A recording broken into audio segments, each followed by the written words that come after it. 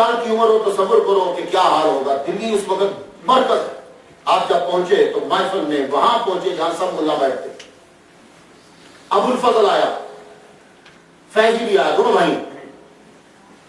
آپ نے ایسی گفتگو کی کہ دونوں یہ ملا متاثر ہوئے. کیا لگے کہ اس کو بھی اپنے گینگ میں شامل کرو, اس بندے کے پاس علم بڑا ہے, شامل کر لیا. روز محفل جمتی, ابو الفضل فیضی روز آتا, روز گفتگو جمتی. ایک دن امام غزالی پہ گفتگو چلی. ابو الفضل نے بکواس کیا امام غزالی کے اوپر رحمۃ اللہ علیہ. مجدد الفسانی کے جب پہلے قہر اور پہلا غضب ہے, کہنے لگے ابو الفضل آج تو تو نے امام غزالی کے بارے میں جملے بولے ہیں, ایسا مت بولنا, اور اگر تو بولے گا تو میری محفل میں دوبارہ مت آنا, میں تجھ سے گفتگو نہیں کروں گا. ابو الفضل عام ملا نہیں ہے, اکبر بادشاہ کا رائٹ ہے. کیا سمجھتے ہو کہ اس کو اس طرح گفتگو کرنا اپنے آپ کو مصیبت میں ڈالنا نہیں ہے؟ حل. لیکن فرمایا ابو الفضل سمجھ گئے نہیں, اسے چھوڑنا نہیں. معافی مانگی, حضور آئندہ کبھی امام غزالی رحمۃ اللہ پہ گفتگو نہیں ہوگی, میں کوئی جملہ نہیں بولوں گا.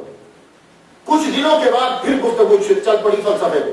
گفتگو چلی تو فرشتوں پہ چل پڑی. اکبر بادشاہ فرشتوں کو نہیں مانتا, فرشتوں کا منکر, معجزات کا منکر, اور کرامتوں کا منکر, معراج کا منکر, سورج کے یہ چاند کے ٹکڑے ہونے کا منکر, یہ ساری چیزیں انہی مدعاؤں سے چلی تھی اس کی طرف. گفتگو چلی تو ابو الفضل کے منہ سے نکلا کہ فرشتے آسمان کو کیسے کراس کر کے آ سکتے ہیں. یہی بات اس نے اکبر بادشاہ کو بھی سمجھائی کہ یہ جو کہتے ہو کہ آسمان کو کراس کرتے ہیں فرشتے اور نیچے آتے ہیں, تو کراس کرنے کے لیے پھٹنا ضروری ہوتا ہے, اور آسمان کے لیے پھٹنا نہیں ہے, تو فرشتے کیسے آتے ہیں؟ یہ ابو الفضل نے جب تھوڑا سا ٹچ دیا تو مجدد الفسانی فرمانے لگے جس طریقے سے شیشے میں سے نظر گزر جاتی ہے اور اس کے لیے پھٹنا نہیں ہے, اس طرح آسمان کے لیے بھی پھٹنا نہیں ہے اور فرشتے گزر جاتے ہیں. لیکن یہ جملہ تو معلوم ہے, اگلا جملہ اس نے بڑا خطرناک بولا. ابو الفضل کہنے لگا, مرتض کہتا ہے, کہتا ہے کہ پھر یہ کس طرح پتا چلے گا کہ وہ فرشتہ اس بندے کے پاس آیا ہے, نام نہیں لیا لیکن نبی کی نبوت پر اٹیک کر گیا.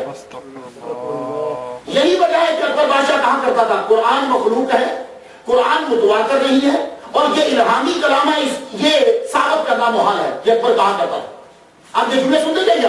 تو جب اس نے ابو الفضل نے یہ کہا مجدد الفسانی کی بارگاہ میں کہ کیسے پتا چلے گا کہ فرشتہ اس کے پاس آیا ہے, اسی کے پاس, تو مجدد الفسانی کہنے لگے سن, تجھے کیسے پتا چلا کہ فارجابی اور ابن سینا یہ جو ہیں, ابن سینا جو ہیں یہ حکیم تھے. کہنے لگا ابو نصر کی میں نے کتابیں پڑھی, میں ان کی کتابیں پڑھی تو مجھے پتا چلا کہ یہ حکیم ہے.